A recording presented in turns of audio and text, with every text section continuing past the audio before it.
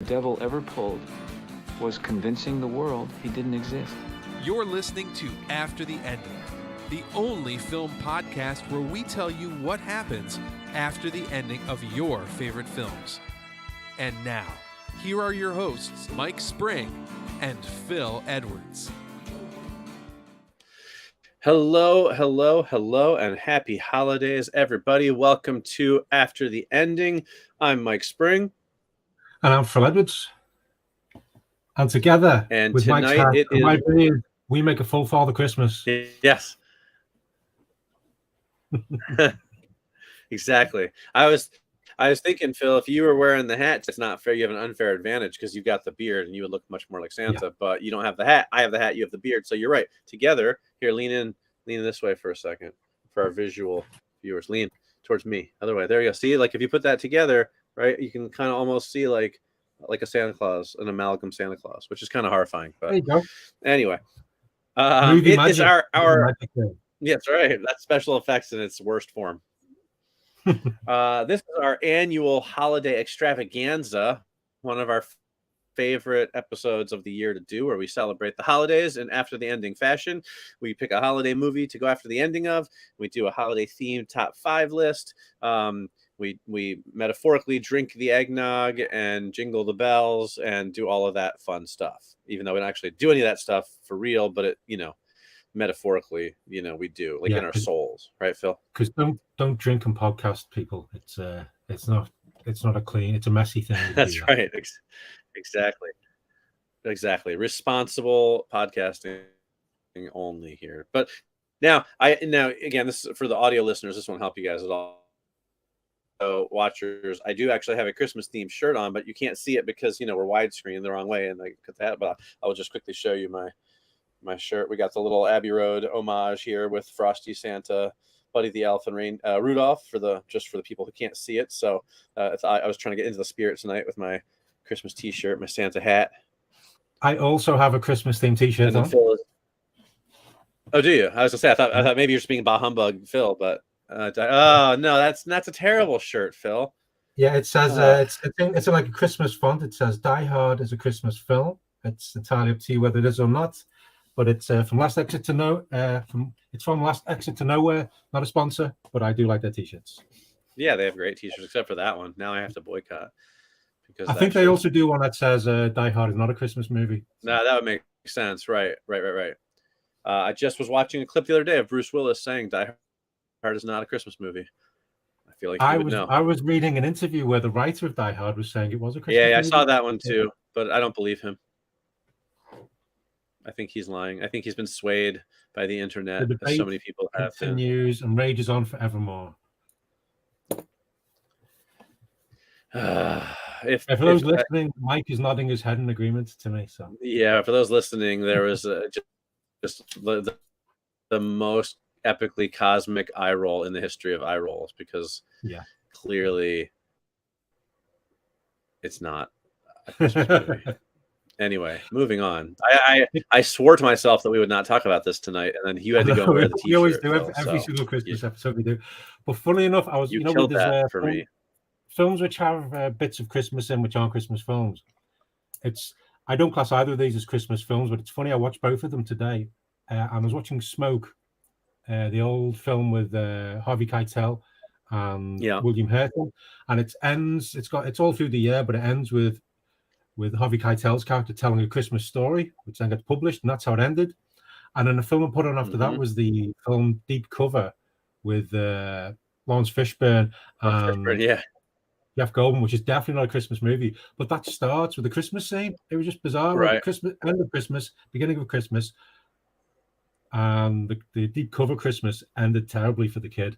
But anyway, I just found that was weird. The two films I watched today had that little Yeah, well, listen, I mean, by the Die Hard criteria, I think we have to also give it up for the, triumvirate of great Christmas action movies, which is First Blood, Lethal Weapon, and Kiss Kiss Bang Bang, which are all Christmas movies by the criteria that people give Die Hard Christmas movie status by. So, and let's not forget, if it wasn't for Christmas, Shane Black, his career probably wouldn't have been as prolific as it has been.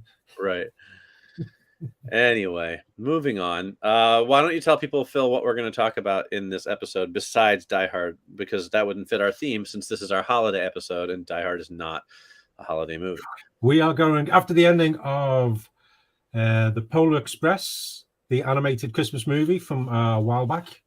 And because it's an animated Christmas movie, our top 5 are going to be our top 5 favorite animated Christmas movies / specials / short films / Christmas related animated. Yeah, we had to get a little generous with our description, with our definition of a Christmas movie because, well, reasons which we'll get to, but we'll do that in our top 5 section. We'll talk about that then. All right. Well, let's start with the Polar Express then. Right, it's a well-known film. It's been almost 20 years since it came out, and we're going to tell you what happens after it ends. So, Phil, let's start with the movie itself. How do you now? This is a film that I would say is well liked, but it's not necessarily beloved. In that, I think there are some people out there who don't necessarily like this film that much or have a special place in their heart for it. Where do you fall on the Polar Express? It's a tricky one. It's never been one of my favorites, and for a long time, for those of you who can't quite remember it, it's for a long time it was the definition of the uncanny valley effect of CG animation because of just the way it was. But I think that put me off initially, the CG with the face, well, just with the main characters. But it's when I didn't enjoy it that much when I first watched it, but then a few years back I watched it again and I'd forgotten about lots of the events that go on because there's lots of action scenes and adventures, and when they get to the North Pole, spoilers, when they get to the North Pole, it's suddenly it kicked off. It was once you get past that initial weirdness of the kids, I think it becomes a much better film. And once you get past the uncanny valley, it was a more fun filled Christmas movie than I had recalled previously. So it's still never going to be one of my favorite Christmas movies, but if it's on TV or if it's knocking about, I will happily sit and watch it. But it's not one I would seek out, but it's a pretty decent Christmas movie. There seem to be lots of films, especially looking over the list later on. There seem to be lots of these kind of films which would fill that middle ground when it comes to the holidays, Christmas time in particular, which just seem to be okay, and you're happy enough watching them if you've got some hot chocolates, a box of chocolates. Oh, Tom Hanks crossover, and the like. What about you? What do you think of the Polar Express? I like it actually. I do. It's grown on me over the years. It's not maybe my favorite, but I think it's a better film than I think maybe people gave it credit for at the time. I don't know if that's because of expectations or the uncanny valley effect. For those of you who don't know, by the way, uncanny valley is that sort of the phrase coined for like why it's so hard to kind of create CGI animated human characters, like realistic looking human characters. There's something in the eyes that's missing. It makes them look kind of soulless, and that's called the uncanny valley. And that is very much, this is the movie that sort of defines that, because there are so many human characters who are, relatively realistic looking, and they do have that sort of weirdly soulless look to their eyes. And I don't disagree with that, but it has grown on me. I enjoy the story of it. I like the sort of the idea of, I like you said, there's a lot of action to it, and there's some really impressive CGI sequences, the train stuff, the North Pole stuff, and I just kind of like the message of it about like believing in Christmas and the bell and all that stuff. I think is cute, and it's warm, and it makes me feel like warm and fuzzy inside. So, So yeah, it's not a masterpiece, but I enjoy it, and I think I've grown to like it more over the years. Not saying I watch like every Christmas or anything, but when it's on, I catch bits and pieces of it. I'm like, this is a pretty good film, actually. Exactly, yeah, that's how I feel. But it was listed in the Guinness World Records as the first all-digital capture film. So it was breaking new ground, and so anything that breaks new ground is worth a bit of your time to check out, even if you're not a fan of it. But there we go. Yeah, and Robert Zemeckis directed it. That's right. It's based on a children's book from 1985, which I've never read. Right.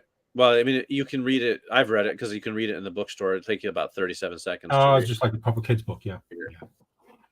Cool. It's like a real kid's book. It's like, big hardcover with the pages with like 2 sentences on each page. You know what I mean? They definitely expanded it for the movie. I mean, the book is pretty simple, but the movie obviously adds a lot to it. I will say we did do once or twice with the kids. Some of the sometimes if an area near a train, they'll do the Polar Express, where they drive you kind of like them on it when they were young. And it was cool because what they do is, it was up in Vermont where my in-laws live, and they put everyone on the train. You're just in the train station, and it's all normal, and they drive you out, about 20 minutes or so, and then they drive you back. And then when you get back, they have completely decorated the entire train station to look like the North Pole, and they have all of like these volunteers who kind of aren't there when you first get there, dressed like elves, saying like Merry Christmas, Merry Christmas, and it's like hundreds of people. So like when you get off of the train with your kids, there's all these like elves like wishing you Merry Christmas, and these decorations, and they give you like candy canes, and they gave all the kids jingle bells and stuff, like real bells, like the leather straps and everything. It was really cute and very magical, I thought. So I like that kind of, that it's sort of grown beyond being just a book. Cool. Okay, I can see it. That'd be nice to do with the kids. Yeah, it was fun when they were young. But for any of you watching this live on Facebook or YouTube, you can comment and we can see it. So let us know what you think of the Polar Express and the whole Uncanny Valley or anything we talk about this evening. But if you leave a comment on Facebook or YouTube, we can see it. We can respond to it. We can throw it up. But it's only when you're watching live, obviously. But anything you do post after the fact, we can still see, and we will try and respond. But absolutely, that's it. All right, so let's go after the ending of the Polar Express. So I'll do the breakdown. Let's get that started. So the Polar Express, 2004, directed by Robert Zemeckis, based on the book by Chris Van Allsburg, and starring Tom Hanks and Daryl Sabara, now known as Mr. Meghan Trainor. And Tom Hanks does play multiple roles. He plays like 5 roles in the film. Voicing them and also motion capturing for them. So a young boy in Michigan sees a mysterious train appear outside of his house on Christmas Eve. The conductor tells him the train is traveling to the North Pole and invites him aboard, where he meets several other children on their way there too, including a girl, neither of whom have names in the movie. The main characters, the boy and the girl. So I'm just going to call them Hero Boy and Hero Girl because that's what they're called on Wikipedia. So they stop to let another kid on board whose name is Billy. He's got a name. I'm not sure why. And the train continues on its trek to the North Pole. Along the way, there are dangers on the track, and there's a ghostly hobo who helps Hero Boy. Then they all finally arrive in the North Pole and get into even more trouble, with the train car flying into the elves' workshop and all kinds of things like that. Hero Boy gets a bell from one of the reindeer, but he can't hear it ring until he believes in the spirit of Christmas. The elves tell the kids that Santa Claus will select one child to receive the first gift of Christmas. Hero Boy loses his bell after he tried to give it back to Santa, but Santa encouraged him to keep it. Santa gives Hero Boy the first gift of Christmas, and then all the kids take the train home. The next morning, Hero Boy and his sister find that Santa has left the missing bell for Hero Boy, and he and his sister hear it ring, even though their parents don't. And the film ends with a somewhat grown-up Hero Boy telling us that over the years, his sister and friends lost their belief and couldn't hear the bell ring anymore, but he could still hear it as an adult, as could all people who still truly believe. Beautiful. That is the Polar Express. Brilliant. You summed it up lovely. Thank you. All right, whose turn to go first? Phil, do you remember? Any idea? I never know. I think I went first last time. Okay. Then I'm on it. All right, here we go. This is what happens after the ending of the Polar Express. Hero Boy couldn't believe how quickly the world went to hell. After the first recorded zombie bite, the entire world had been overrun in less than 6 months. 6 months. It was like one day the world was fine, and the next day there were barely a few thousand human survivors left anywhere. His sister and parents were long dead, victims of the hordes of the undead. He never thought he'd be grateful that his wife died before her time in a car accident, but he was glad she wasn't here to see what the world had come to. She was a gentle soul and didn't belong in a place like this. Now, after months on the road looking for a safe haven or fellow survivors that might restore his faith in humanity, because he'd met plenty who did the opposite, he had returned home to end it all. As he rummaged through the ruins of his apartment looking for a bottle of whiskey, a flash of silver caught his eye. He looked more carefully, and he realized it was the bell that Santa Claus had given him. Ha! Santa, he thought. the product of an overactive imagination, more likely. But as he picked up the bell, he thought he heard a little tinkle, so he shook it again, and sure enough, it jingled. Well, what did you expect? He thought to himself. It's a bell. But suddenly, there was a commotion outside, and Hero Boy looked out the window, and he saw a gigantic train pull up. And who stepped out of it but Santa Claus?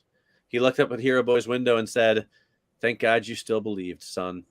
Santa explained that he was aware of what had happened to the world, but when the population dwindled so low, there was no one left to believe in him, and he'd lost his powers, effectively trapping him in the North Pole.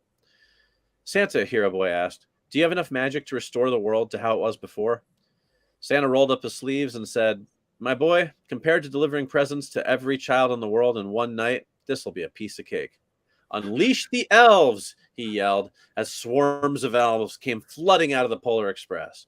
Hero Boy stood back and smiled, the jingle bell safe in his pocket, as he watched Santa start to put the world back together again.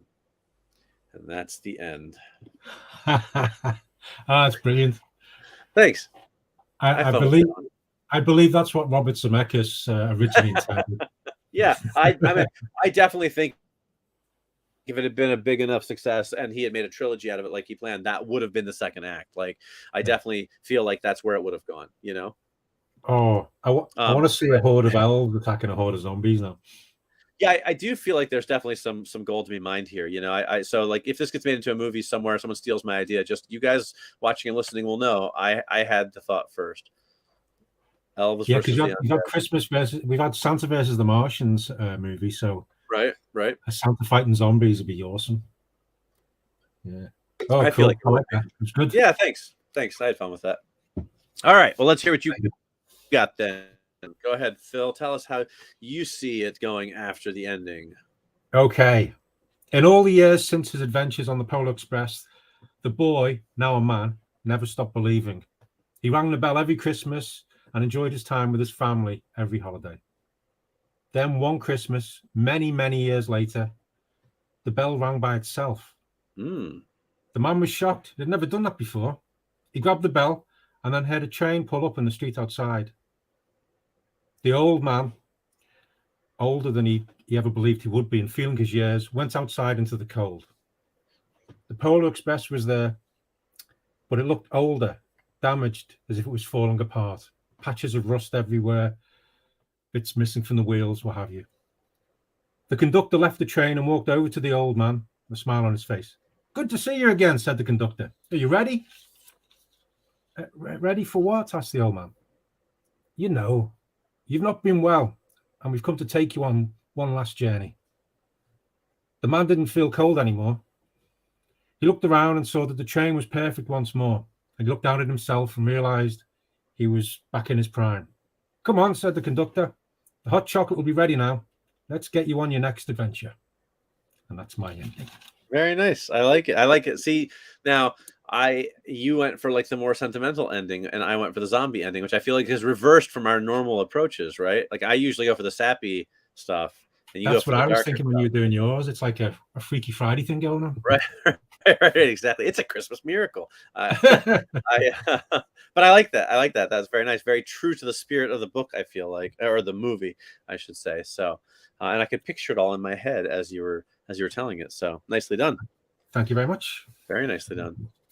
All right, so there you go. Those are our endings for the Polar Express, a polarizing Christmas animated movie. See what I did there? I see what you did there. Snow, because some people like it and some people don't. So no telling what you'll come up with next. That was good. Thank you for that. Nothing wrong with a few winter/holiday puns. But yeah, so there you go. That's our endings for the Polar Express, and I thought they're both really well done. Nice job with yours, Phil. I enjoyed that. All right, so that then is going to bring us to our next comment. No, not our next comment. Our next segment. Got half the word right. Our next segment, which is our top 5 animated Christmas movies. Woo! Exactly. I forgot to bring my Christmas bells up. I'm shaking my Christmas bells, but you can only hear them if you believe in Christmas. I can hear them then, Phil. See, I heard them clear as day because I still believe. So top 5 animated Christmas movies. Now, as always, Phil, let's discuss our criteria. Did you have any criteria for this list? Well, yeah, because when we initially came up with the list, I was thinking, oh, there's loads and loads of feature-length Christmas animated movies. This will be a piece of Christmas cake or mince pie, or your snack of choice over the festive period. Turns out there aren't that many. No, there aren't. And of the ones that there are fewer that are good. And that was a bit of a stumbling block. But by the time we realized this, it was too late to do anything about it, because we didn't have much time left to change things up before we recorded. So we decided to power through. So what was your sort of measuring stick for whether it belonged on the list or not? Or was there any? Anything I'd heard of. No, basically, as long as it was animated in some way, either whether it was hand-drawn, CG, stop motion, what have you, anything like that. Feature length, if preferable, but it could also be a short film, or it could be you have these Christmas specials, especially over in the States. I know you have lots of them through the years. Yeah. I was also toying with the idea of, if need be, going for like a special of a TV show or things like that. But luckily, I didn't need to go that far. But I had at the back of my mind maybe the Community Christmas special where they had the stop motion thing episode, but I didn't need to do that. But yes, it was basically getting smaller and smaller as it went on. Well, shorter and shorter in length, but they're mainly feature films, but with maybe a couple of shorter films thrown in. What about you? Right. Pretty much the same. My initial, criteria was to be a feature-length animated Christmas movie, but I realized I wouldn't actually have enough for a top 5 that I actually liked enough to put on a top 5 list. So very quickly, then it became the same type of thing where, like, specials or short films or things like that were included. Still mostly feature-length, because I did have enough that I liked that I could put on there, but I do have a couple that are not quite full-length films, but I figured, hey, that's the spirit of Christmas, right? It's about giving, so I'm giving these short films a chance to be on my list. Perfect. All right, so why don't you go ahead? Sorry, go ahead. It does sound like one of our classic last-minute lists. It wasn't meant to be fair. I know it went earlier. Yeah, we had a few different choices as it went on, but it's funny though. Sometimes we do come up with these lists and we go, "Oh, that'll be no problem. There's loads to choose from," and then you just go, "What? Yeah, what's going on?" That's what happened. It's exactly what happens. I thought when I said okay to it, because you had the idea for it, and I was like, "Oh yeah, that'll be easy to do." And so we were like, "Great." And then by the time, because I was running a little bit behind, I usually try and do my list ahead of time, but today I was really crunched for time, so I was doing it not too long before we recorded, and I was like, oh, that was not a great idea. There are a lot less of these that I could think of. And there was one that I thought of that I was like, oh, what's that film I watched last year? And then I looked it up and I was like, oh yeah, that's live action. I swear it was animated, but it was not. I had a couple of ones where I'm going, that was no. Yeah. Weird. So that's all right. All righty. Well, why don't you go ahead and kick us off then? Give us your number 5. Top 5 animated Christmas movies. My number 5 is from 1983, and it is Mickey's Christmas Carol, which is an adaptation of a little-known author, a little-known story, which has never been adapted ever again. Charles Dickens' A Christmas Carol. You probably never heard of it because, oh my God, how many times has been made into a film or show anyway, and there's another one coming out on Netflix soon. But anyway, this one is Mickey's Christmas Carol, 1983. Mickey Mouse is don't get confused. It's not Muppet Christmas Carol. I think this is the Disney one. Mickey Mouse, Jiminy Cricket, what have you. We all know the story of Christmas Carol. Ebenezer Scrooge is in it, played by, wait for it, Scrooge McDuck. Yeah. And Mickey Mouse is Bob Cratchit. There you go. It's all you need to know. The only other thing is, no, that's it. Yeah, but I like it. It's good fun. I've always liked the story of A Christmas Carol. I like Mickey Mouse. I like Scrooge McDuck. It seemed like the perfect blend. That's my number 5. There you go. All right. Good choice. Okay. My number 5 probably don't have to say too much about it. I actually put The Polar Express as my number 5. Okay. Because it fits the criteria of being an animated Christmas movie. And I like it. It's like I said, it's not a masterpiece. And like if I was doing my top 5 Christmas films, it wouldn't make the list. But from a much smaller playing field for animated Christmas films, I do enjoy it, and I think it's a good solid film. So if I'm looking for an animated holiday movie to watch, this one will get put on. Now, like I said, not every year. We don't watch it every year. It's more of one that kind of, if it comes on, I'll sit down and watch a little bit of it. But I do enjoy it, so I thought it deserved kind of like that last place spot on the list. I think that seems about right. That's good. Okay, my number 4. Oh, but the Polar Express didn't make my list. I figured. Discussed that. Yeah, but my number 4 is it's a British animated short film, or as it's described as an animated television film and symphonic poem. It is The Snowman, based on Raymond Briggs's work. I don't know this. Did Snowman chant over in the States? Not the little boy built a snowman. I mean, I've heard of it only because of like reading about it, but I don't recall ever seeing it here or being available here anywhere. Maybe if I did a search, it might be on one of the streaming services or something like that, but it's not one I'm overly familiar with. I haven't seen it.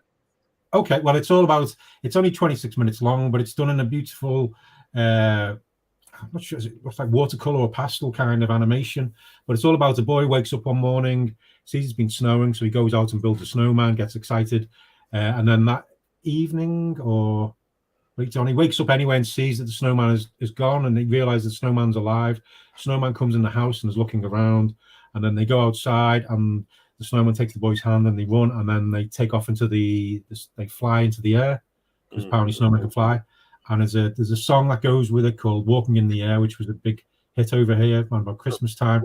But they go flying around. Oh yeah, that's the big thing about it. It starts off with David Bowie, live action. For the first opening, it was like an introduction thing where he's walking around going, I remember the time when I was a kid. David Bowie. That's it. And he finds this book, the Snowman book, and he starts reading it, and that's how we get into the story. But anyway, they fly off to the North Pole, and they meet Father Christmas, and there's more snowmen dancing around, and then they come back. And it's a beautiful little thing. It's on every year. There was a poll back in 2004 where it came third in the 100 greatest Christmas moments. It's cool. It's very popular over here, but it's beautiful story. It's very short, and it ends with, oh well, if you watch it, it's not the happiest of ending, but it's also a way of showing that things come to an end, but they begin again, and so on and so forth. But that's my number 4, The Snowman. All right, sounds good. My number 4 is another full-length film. It is from 2012. It is Rise of the Guardians. That's a bingo. That's my number 3. Oh, look at that. All right. Very good. So there we go. So my number 4, your number 3. But Rise of the Guardians makes both of our lists. It's a fun movie. It's got Alec Baldwin and Hugh Jackman and Jude Law and Isla Fisher and other people, and it's basically like Santa Claus and the Easter Bunny, I think the Tooth Fairy, and somebody else. They team up to defeat this character called Pitch, who's kind of this, I don't know, like evil Jack Frost kind of character. He's like all black, and everything like that. And it's kind of an action adventure film. It didn't do very well at the box office. Like I think it was primed to be this big animated hit, like one of these big kind of franchise films, as what I think the expectation for it was, or at least the hope from the studio. But it never did well enough to kind of warrant that. But I actually think it's a pretty fun film. I like it. I like the characters, the voices, like the way they play them. Like Alec Baldwin is Santa Claus, he's got that kind of goofy accent. Hugh Jackman is the Easter Bunny, I think. Like they just have fun with these characters, and they kind of play against type a little bit. Santa Claus isn't just like this warm ho ho ho. He's like a big Russian, like tattooed, like kind of ruffian almost. Yeah, he's like a Russian gangster, isn't he? The way. Yeah. Right. And it's got some really good action sequences. Chris Pine is in it. It's a fun film. It looks really good. And again, it's not something I throw in like every Christmas, but it's actually been a few years since I've watched it now. And I'm kind of like, oh, that'd be fun to watch that again. I enjoy that movie. So that's my number 4, Rise of the Guardians. And Phil, continue. Yeah, it's my number 3. And it's like you say, it's a lot of fun.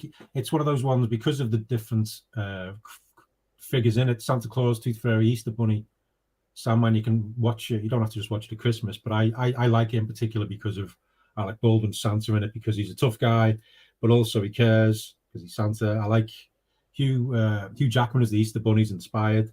The character design is brilliant on all of them. I think there's like the Sandman as well as I really like, and Pitch Black, the evil figure in it is good. But yeah, it looks like it was based on a series of books called The Guardians of Childhood, which I've never read, but like you said, it was. I think it was poised to be an ongoing. It's almost like the Avengers of the fantastical figures of our childhood. But it's it's lots of fun. Some good action scenes, some good use of the powers. Nice seeing them all interact, and just it's like taking these classic fantasy figures and just sort of twisting them a bit, thinking a bit outside the box of what to do with them.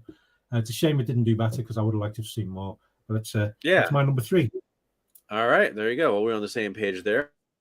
I may or may not still have a couple more, they'll show up on both of our lists. My number 3 is a tie, and one of the things on the tie was on your list already, actually. So it's a tie between a Charlie Brown Christmas and Mickey's Christmas Carol. So Charlie Brown Christmas, of course, Charlie Brown and the little tree and all the kids, and it's on TV every year, and it's wonderful, and it's just like you can't not like it, I feel like. And then tied with that is Mickey's Christmas Carol. Again, they're both sort of short films. I've talked about the Disney stuff on the show before. I'm a big Disney fan. I love the classic Disney characters as well as like their newer stuff, like the whole Mickey, Minnie, Goofy, Donald. I'm a big, huge Uncle Scrooge fan. I read all the Uncle Scrooge comics and everything. And this is one I saw as a kid. I loved it. It is just an adaptation of A Christmas Carol, but with the Disney characters, but it's got that sort of classic animation style to it. And you said like they've remade A Christmas Carol so many times, but I think that's because honestly, it's just such a perfect story, right? I mean, there's just classic.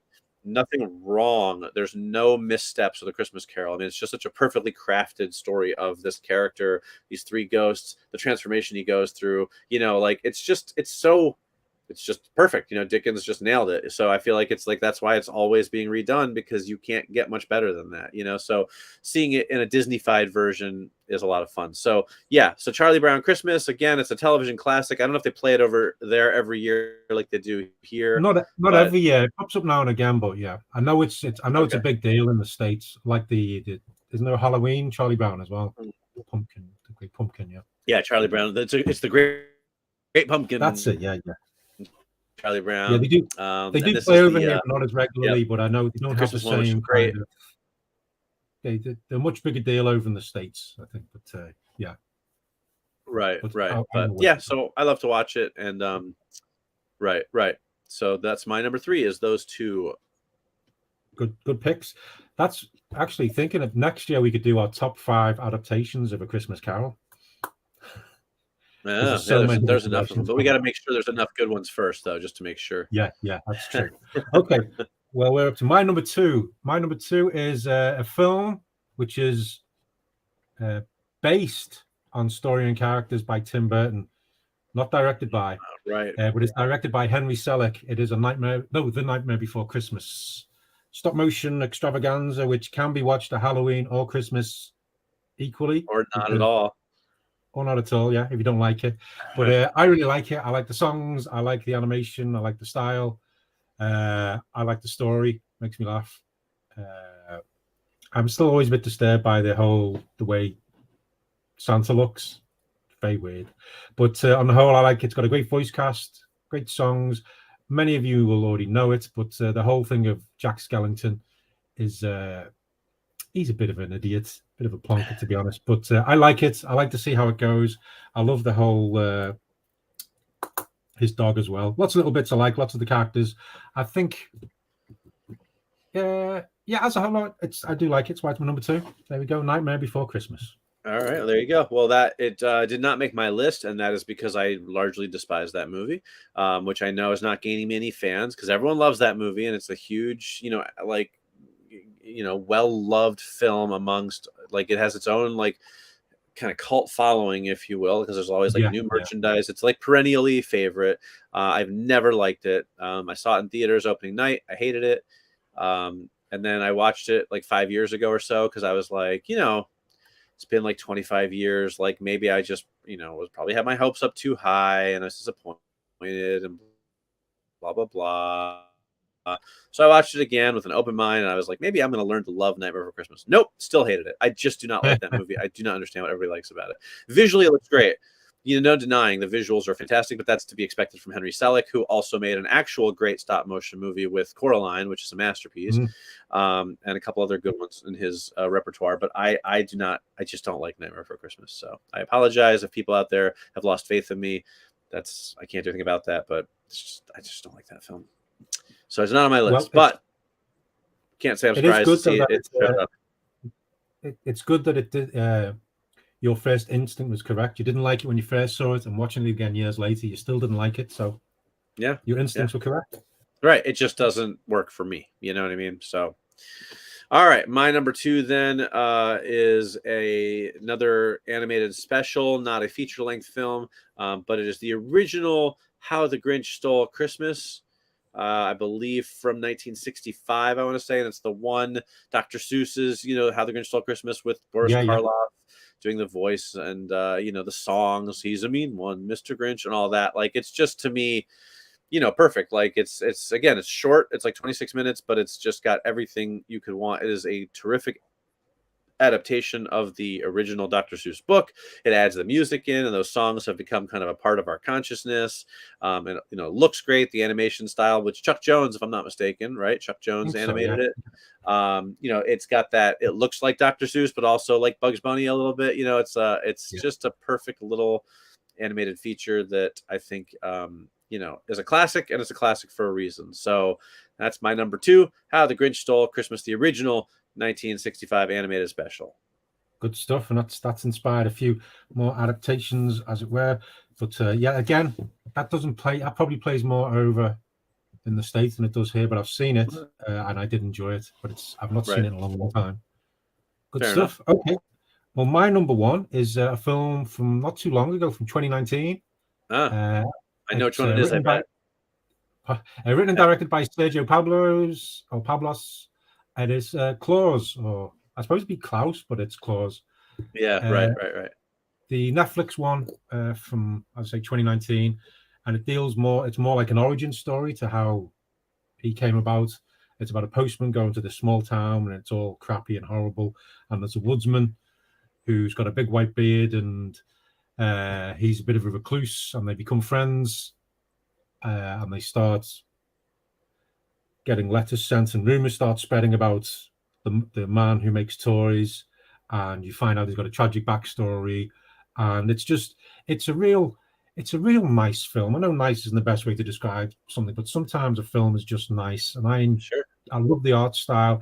I love the whole town and the different dynamic of the townspeople and the main character, the postman. But initially the reclusive toy maker called Claus, who's voiced by J.K. Simmons, who's always really good and pretty much looks. I think he's making a Father Christmas film with Dwayne Johnson. But this one, it's really nice. At the end, it made me cry. But it's a beautiful story. And if you haven't seen it, it's on Netflix. So go and watch it. But it is Claus, as in Santa Claus, as in very good. I thought that might be on your list because I remember when you watched it that you mentioned it, that you liked it. I have not watched it yet, so it did not make my list. Might have made my list if I had gotten around to seeing it, but I haven't. The problem is there's a very limited window of time to watch Christmas movies, and if you don't get them in, you wait till the next year a lot of times. I know some people like to watch their Christmas movies in July and stuff like that, but I'm kind of a December only type of Christmas movie watching guy. So every year I'm like, okay, I gotta watch Claus. Got to watch Santa Claus Chronicles or whatever, all those movies, and I just keep not getting around to them. So,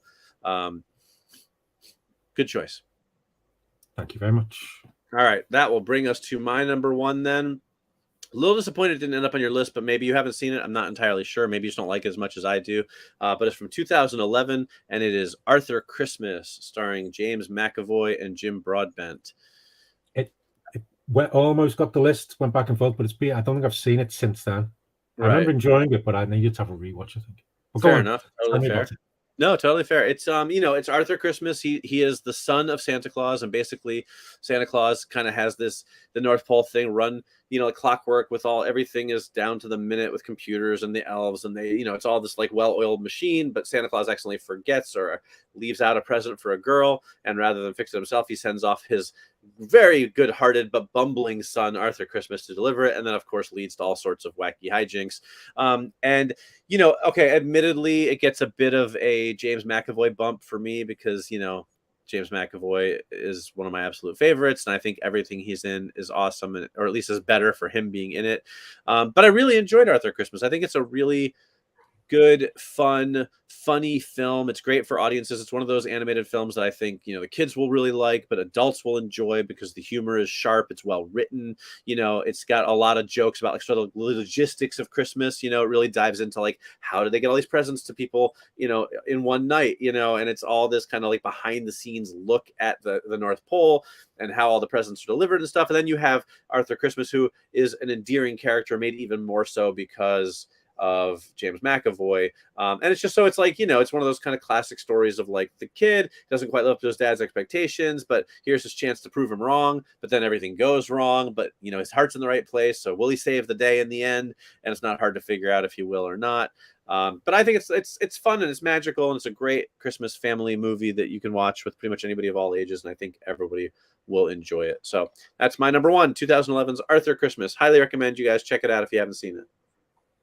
Excellent choice. I do remember enjoying it. I like the fact it was a family. It had the family dynasty of Santas. Yep. Going down there. But yeah, I'll have to give that a rewatch. Might watch that tomorrow if I get a chance. But a very good film to make your number one. Yeah, thank you. All right, so there you go. Okay, so not as much overlap as I expected, actually. Yeah, I thought we might have more. Rise of the Guardians was one, and then the Mickey's Christmas Carol was like a half because it was tied for me. Yeah. I thought maybe a couple more might cross populate. So I'm glad. I think we got a nice range there. I think so too. And for those watching us live, I appear to have frozen, so apologies for that. Well, that's just keeping in the theme of Christmas, right? Because it's winter outside. We have snow on the ground over here. So you froze. I think that's just a dedication to your art, Phil, is what I think that is. I think so too. I'm glad to hear that. All right. So that's going to wrap up our top 5 list. As you always like to tell people, Phil, let us know what you think. Let us know what is going to be on your top 5 list, and we'll be happy to share them or comment on them. Meanwhile, and lo and behold, you said that. Did we get a comment? From Richard Brown? There we go. Let's hear it. He says, recalling your divided opinions on this before, I'd be willing to do a rotoscope version of Die Hard to comply with this top 5. That's fantastic. Listen, I will take you up on that, Richard. If you're willing to put the time and effort and budget into doing that, I will definitely watch it. I'll even review it right here on the show. So we would be up for that. Absolutely. I do like a bit of rotoscoping. It will never not be divided until Phil admits that he's wrong and that Die Hard is clearly not a Christmas movie because it's not about Christmas in any way, shape, or form. But until that day comes, we will continue to be a podcast divided. Yes, we will never. That's why it's lucky we've got an ocean between us. Otherwise, this would be war. It would come down to fisticuffs, most likely. I think we would both be like, no, you're wrong. Which would be bad. All right. That's good. Sorry. What?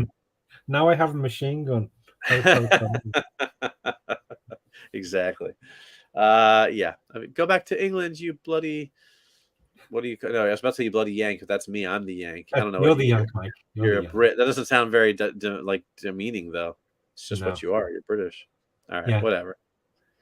Anyway, for those just tuning in, we are friends. We're not trying to start a new civil war. No. Back in the day, that didn't go too well for us. So let's move on.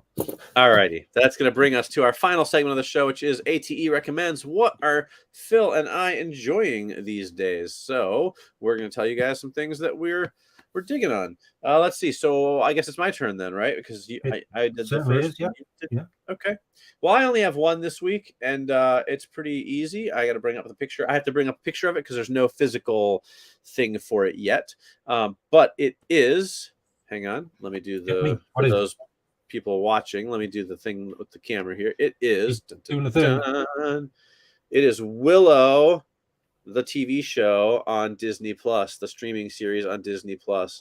And it fills my heart with gladness to talk about Willow again. It's mentioned on the show. I've talked about it before about how much I love the original movie and what a big, humongous, obsessive fan I was of it when I was just a young lad. And now they've brought it out as a TV show on Disney Plus, and it is magical. The first episode literally brought tears to my eyes. There was a moment in it that was great, and the music cue from the original film kind of kicked in for the first time, and I like welled up because it was like so beautiful. And we're 3 episodes in. I really like. I mean, the first episode is perfect. Honestly, I loved it. The writing is amazing. I think the characters are great. The cast is great. Second episode, I still really enjoyed. Not as good as the first, but then the third episode kind of turned around. There's a huge action scene that really kind of was reminiscent of the original movie, but with even better effects and kind of stuff like that. I just really love what they're doing with the show. You know, it's an ensemble piece, you know, they put together. It's kind of like, you know, well, it's like if the Lord of the Rings TV show wasn't boring as hell and actually had some semblance of fun to it. That's what you're like. If you're looking for a good Lord of the Rings show and you're not satisfied with the Amazon one, watch Willow, because that's what it is. It's a Lord of the Rings show, right? They're on a quest. It's a group of people. They've even got the little short dude like the Hobbits, right? They're on a quest, and it's fun. It's fun. The characters are fun. The writing, there's a lot of humor like the original movie had. It's got action. It's got some magic. It's got a great, you know, young, attractive cast, and then some not so attractive older characters. And like there's guest stars like Joanne Whaley, who played Saoirse in the original movie. She shows up in the first 2 episodes, which is amazing to see her. Of course, Warwick Davis returns as Willow. One of the other Nelwyn characters from the movie, one of his friends who's in the film, shows up in the first few episodes so far. So it's just really, I think it's like, if you're a Willow fan, it's magical and delightful. And if you're not a Willow fan, but you just want to watch like a good kind of fantasy TV show, you can totally watch it. It doesn't even matter if you've seen the movie or not. But I love it. It's amazing. And so that is my recommendation this week, because I want everybody to watch Willow, because I want to make sure we get more seasons of it. So I need everybody to go and stream it now, so the ratings are high, so that Disney brings it back, because I want more Willow in my life. Plain and simple. Good stuff. I have still yet to watch it, purely because you got to watch it. It's but so I good. do love Willow, as we know. For those who want to see what we thought happened after the ending of the original film, we did that way back in episode 96. So that's back when we were just audio only. But if you listen, wherever you listen to this, our podcast version, episode 96 is where we did that. I can't believe it took us 96 episodes to get around to Willow. I know. Surprises me. As is often the case, I can't recall what either of us did. Yeah, me neither. I also really good.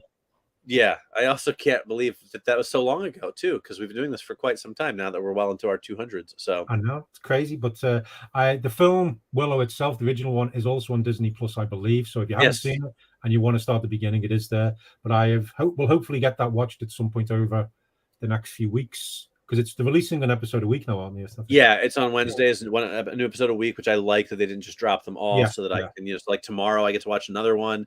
And I don't know exactly how many episodes it is. I think it's probably their usual like 6 or 8, or maybe more. I'm hoping it's at least like 10, but I just hope it does well enough to give us more. I'm really enjoying it, and I think people will if they take the time to watch it. You know, and I don't mean that like as a dig. I just mean like if people are interested enough to sit down and watch it, I think they'll like it and keep coming back.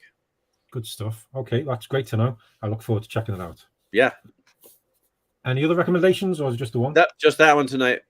Okay, I've got 2. Neither of them are Christmassy. Both of them are quite hardcore, to be honest. But anyway, first one is a book. It's a novel by Harry Crews called The Gospel Singer. Huh. Okay. Which is it's set in like the deep south of America, and I'm still not quite sure what time period, maybe the 40s or 50s. But it's a very dark. It's all about this guy who left a small town America and became this gospel singer who wowed people. He appeared in Carnegie Hall, and he's meant to be beautiful and good looking. But he comes back to the town he left, and the town is like a cesspool. And there's a freak show outside the town, which seems to be full of the only decent people around. But the gospel singer comes back, and everybody thinks he's going to lift them and make the town a better place again. But you find out that the gospel singer is maybe worse than all of them. But the way it's written by Harry Crews is it's extremely well. It's extremely well written, but he covers incredibly dark things and horrible things to look at. But he does it in such a cool way. You know, when you're reading something going, wow, Oh no, I've just pictured that in my head, but the way he described it, that's amazing. How did he do that? It's really good. He writes terrible people doing horrible things, but it's one of those ones where, you know, the writer's really good and it just pulls you through the story, and I've not quite finished it. I don't know whether I'm going to feel kind of dirty at the end of it, but there are some really good bits though, which made me laugh as well, made me chuckle. A couple of times when I've chuckled and gone, should I be laughing at that? But anyway, it's originally, I think it's an old one, then reissued. Let me just quickly check. Sorry, should just check before. But it is originally from 1968. Wow, okay.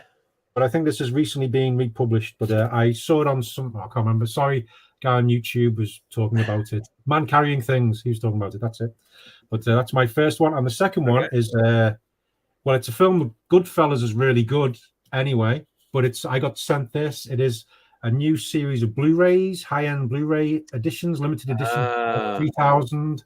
It's called The Film Vault. Yes, it's 4K jealous. and Blu-ray, but it's got covers designed by Matt Ferguson and Flory, and includes premium collectibles as well as. Just look at that; it's beautiful like that.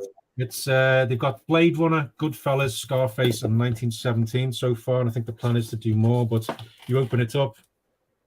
For those listening, I'm showing what this is. It's a big box which contains a smaller box full of stills from the film and the poster. It also has the Blu-ray and 4K in this lovely case. And there's also some kind of, I think it's glass, but I think that's limited edition as well. Like a paperweight thing. I think because this was a review copy I got sent, if you're buying a copy, it will have the number you have bought within that, I believe.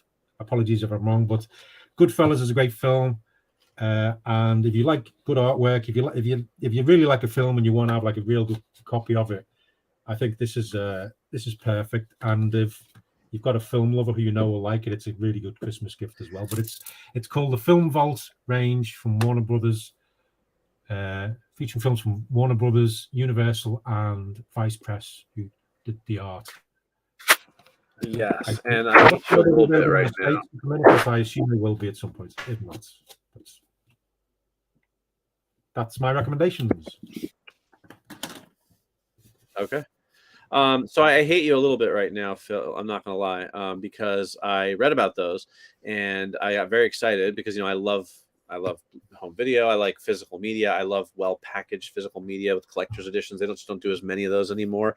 And I got very excited because I do a home video column for your website, Live for Films, and I thought, okay, good. I should be getting review copies of these. I'm very excited, and it turns out they're UK only. They're not. Oh, they're only UK. Oh, sorry, I didn't know. Not released in the US. I think because I was a little surprised because of the fact that they are from different studios, right? Like Warner Brothers and Sony. Usually, when they like over here, especially when we release that type of thing, it would be like a Film Vault from like WB, not from the different companies. Yeah. But it's like a Criterion type of thing almost, where like Criterion has the licenses from different companies, right? But because of whatever reasoning, it's a UK only thing, or at least it's not in the US, I should say. It's not available here, so I'm not going to get them, and it makes me very sad because they're gorgeous and I'm jealous. So, but great recommendation. But yeah, it's one of those ones as well. It's they're available on Amazon and other places where you buy Blu-rays. They're a little bit more on the expensive side, but as I said, if you're a fan of the particular films that they're doing, or you want to treat somebody this Christmas, it's definitely worth checking out because the quality of the packaging is really good, and it's just it looks nice. I've been keeping it on my shelf behind normally, right? So it makes a nice piece of art just to have standing on the shelf. So it's good there. Well, hopefully at some point maybe they'll. I don't know. It's all weird with licenses, isn't it, when it comes to films? Yeah. And then when you cross from one country to the next, it changes up all over again. You know what I mean? So who knows? I mean, we get plenty of good stuff over here too, but those are really nice, and they have some good films. 3 out of the 4 of the films are films I really like. So I was excited about it, and then my excitement was dashed. Yeah, well, I think the plan is as well. They're going to release some more, but in different batches. Yeah, I think maybe seeing how this one goes. But this one as well. Goodfellas is. This isn't the limited edition thing of it though, but it's number 2 in the series. I think Blade Runner was number 1. So yeah, I believe you're right. Out there, I know some people like to get every single thing, but there we go. Right. Very good. Great recommendation. All right. So that will wrap up our recommendations, and hopefully that'll give you something to chew on for a little bit. Go watch Willow. But it's going to start to wrap us up. But before we wrap up, a couple of last things. First of all, this is our last episode of the year. So whether you're watching live or watching later or listening later or whatever, this will be our last episode of 2022, just because this is where we like to kind of end things, where we do our holiday episode, our holiday extravaganza, and then we like to take a little break for the holidays, because it's tough to be like, hey, let's record an episode 2 days before Christmas. Like, everyone's always busy and stuff, so we take the rest of the year off. When we come back in January, it'll probably won't be like the very first week of January. We're going to try and usually we try and kick off the year with our top 10 films of 2022 special episode. So sometimes we like to give ourselves an extra week or two to make sure we can see some of those end of the year films that we know will make our list. We just have to find time to see them. But we will be back as always. You cannot get rid of us. Apparently, we are the cockroaches of the podcast world. I don't know. Last week we were the most unpredictable podcast in the world. I think I like that better. But yeah, so we'll be back with that. We might kick off with our top 10 of 2022. Maybe we'll do a regular episode and then our top 10. We'll play it by ear, but we will be back, just not in 2022. So if you are listening or watching, let me take an opportunity to say thank you for listening and or watching. Anytime anybody chooses to spend any amount of time watching or listening to what Phil and I have to say, we are honored by that, and I do truly mean that. And make sure you all have happy holidays, Merry Christmases, and great New Year's, and be happy and healthy and a little bit sappy too, like I'm doing right now, because it goes a long way. So let's spread some warmth and kindness in the world and make sure everybody has a great holiday season. Phil, would you like to add anything? So anyway, the serial killer comes out of the dark. No. Yes, first of all, before I go any further, I want to say hi to Paul, and I hope you sleep well. Because I found out my friend Paul, he said he's been getting back into the podcast, but he's been listening to us, especially when he goes to sleep. And he says he finds it weird, because I know Paul from when I've worked with him, and he's an old friend. He says he still finds it weird, though, having me in his ear as he's drifting off to sleep. So, hi, Paul. Hello, Paul. Sleep well. Don't have nightmares. Unless they're nightmares about serial killers. Yeah, but like Mike said, we do appreciate the time you take to listen or watch what we do. It means a lot. You might not think it, but we do put a lot of work into it. I mean, some weeks more than others, admittedly. Yeah. But we do put a lot of work into it. And we've been going now for a long, long time. If you've been listening to us from the beginning, it's great. Thank you for all of this. If you're new to us, thank you as well. You've got loads of adventures to hear back. Try the fish. That'll make sense. Heavy Yoda as well. He's still there somewhere. Yeah. But yeah, thank you so much. Any reviews you can leave on wherever you're listening are also much appreciated. Even if it's just to click on a 5-star. But reviews and shares really help. And if you're watching us or listening to us, if you can listen to the end as well, because that helps algorithms and it means it will get played to other people as well. But yeah, just mainly thank you for listening, watching, and taking the time to spend time with us. Have a lovely holiday, however you celebrate it. May you eat a little bit too much, drink just the right amount, and make sure you give all your friends and family great big hugs and kisses, and spend time with those you do care about. There you go. We love you all. Merry Christmas, Happy New Year, and happy everything else. There you go. Awesome. All right. On that note, then, we are out of here.